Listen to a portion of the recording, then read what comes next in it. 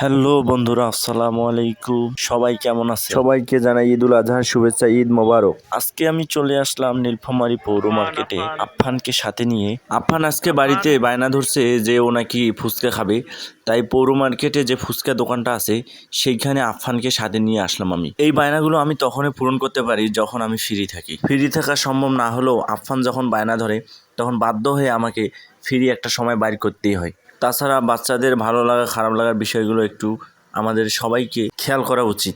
এই দোকানটির টকগুলো অনেক টেস্টি এবং মজাদার হয়, খেতে অনেক সুস্বাদু লাগে।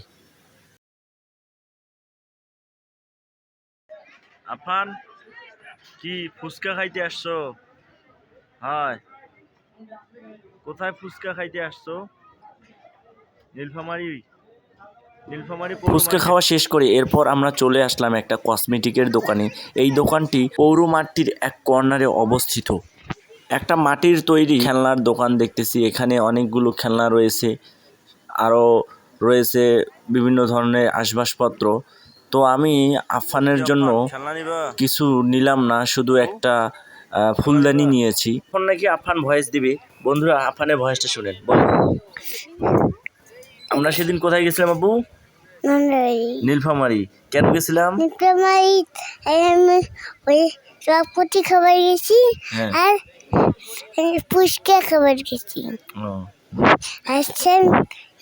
আর আব্বু আম্মু আমি গেছিলাম, তখন আমি বাড়ি যাচ্ছি, চলে এসো।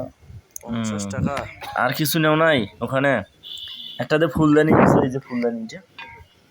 আজকে একটা ফুলদানি নিচে একটা হরিণ নিছি আর একটা নকেট আর একটা আমার ভাড়াকুটিও নিছো না? সাইডে দেখেন আমি হাসিছি আপনারা। আফানের জন্য একটা চশমা নিতে চাইলাম, কিন্তু চশমাটা পছন্দ হলো না, তাই এই চশমাটা নেওয়া হলো না।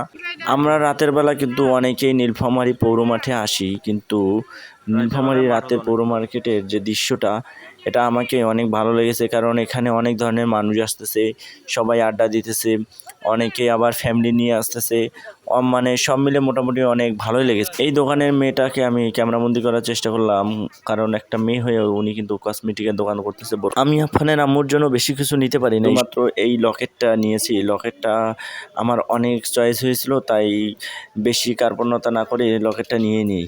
এখানে এসে আমি দুইটা জিনিস খেয়াল করেছি। একটা হচ্ছে বর্তমানে যে ভিডিওটি দেখতেছি আমরা, এখানে কিন্তু একটা মেয়ে মানুষ একটা বক্সের দোকানে কিন্তু দোকান করতেছে। উনি একজন মেয়ে মানুষ হয়ে দোকান করতেছে। আর একটা জিনিস তো আমরা দেখলামই, সেটা হচ্ছে ওই যে মহিলা মানুষ, তিনি কিন্তু কসমেটিকের দোকানে বসছে, বোরখা পরে বসছে। আমি যে কিছুক্ষণ আগে ফুলদানির কথাটা বলছিলাম, এই ফুলদানিটা আমি কিন্তু নিয়েছি। তো এই হলো আজকে আমাদের মোটামুটি ভিডিও। তো বন্ধুরা, জানি না ভিডিওটি কেমন লাগলো, অবশ্যই সকলে কমেন্ট বক্সে জানাবেন। ধন্যবাদ সবাইকে। আসসালামু আলাইকুম।